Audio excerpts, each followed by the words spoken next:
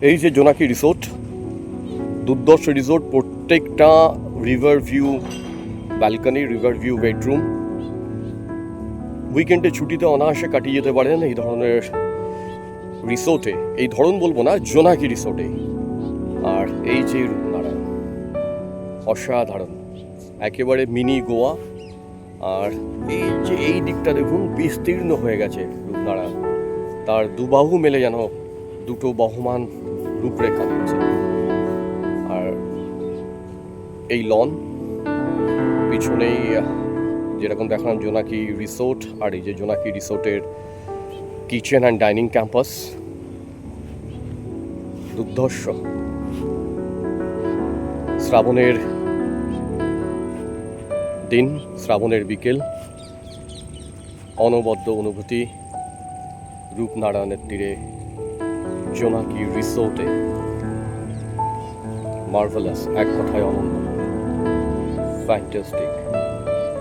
Click করে করে data finish হয়ে যাবে, অর্থাৎ আপনার যা জিবি আছে, যা স্পেস আছে, সেটাও শেষ হয়ে যাবে।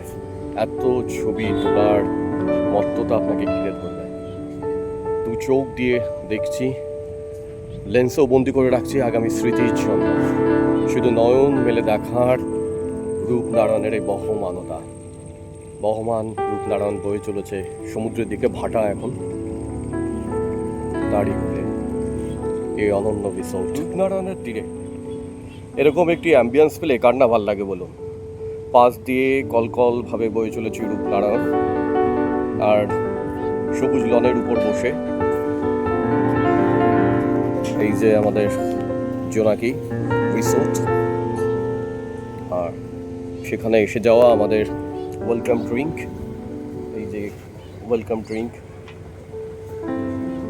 ড্রিঙ্কে চুমুক দিতে দিতে রূপনারায়ণের তীরে মেঘলা আকাশে এক অনবদ্য অ্যাম্বিয়েন্স, এক অনন্য অনুভূতি। শহরের ব্যস্ত কোলাহল থেকে অনেক দূরে প্রকৃতি, নদী, সবুজ মাঠ, আকাশ যেখানে এক হয়ে যাওয়া, সেখানে এরকম একটি অ্যাম্বিয়েন্স, এরকম একটি পরিবেশ যা শুধু মনোমুগ্ধকর নয়, না ভোলার মতন একটি পরিবেশ। জোনাকি, তমলুক, ইস্ট মেদিনীপুর, রূপনারায়ণের তীরের একটি অনন্য রিসোর্ট।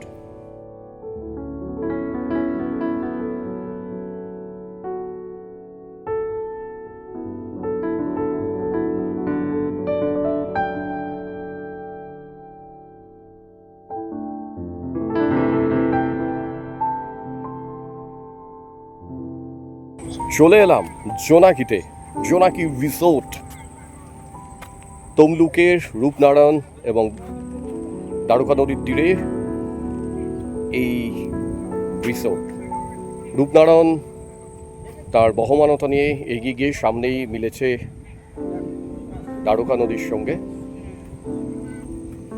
ফ্যান্টাস্টিক ভিউ, আসলে মনটা একেবারে ফুরফুরে হয়ে যাবে। প্রতিদিনের কাজের প্রেশার, ব্যস্ততা, এই সমস্ত কিছুকে ভুলে রেখে যেখানে দিগন্তে মিলেছে মেঘলা আকাশ এবং সবুজ তট, সেখানেই দাঁড়িয়ে আছে টিম করে জোনাকি। হ্যাঁ, নামটাও দারুণ, কারণ রাত্রিবেলায় অ্যাম্বিয়েন্স অসাধারণ রূপরেখা দেয়। রূপনারায়ণের তীরে জোনাকি টিম করে জ্বলে তার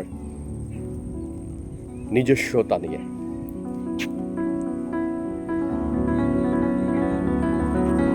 রূপনারায়ণ নদের শান্ত জলরাশি, মৃদুমন্দ বাতাস আর বিস্তৃত আকাশের নীলিমা রিসোর্টের পরিবেশকে করে তোলে আরও মনোরম।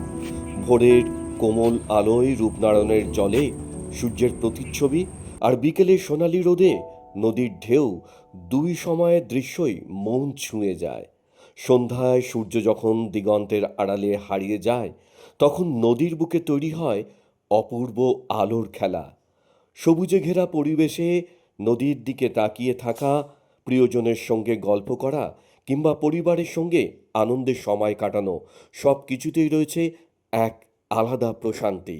তমলুকের রূপনারায়ণ নদীতীর একটি মনোরম রিসোর্ট। জোনাকি রিসোর্ট তাই শুধু একটি রিসোর্ট নয়, এ যেন নদী, সবুজ বাতাস ও ভালো লাগার এক সুন্দর রূপকথা। সেই রূপকথাতেই ছিলাম অনেকক্ষণ। জোনাকি রিসোর্ট।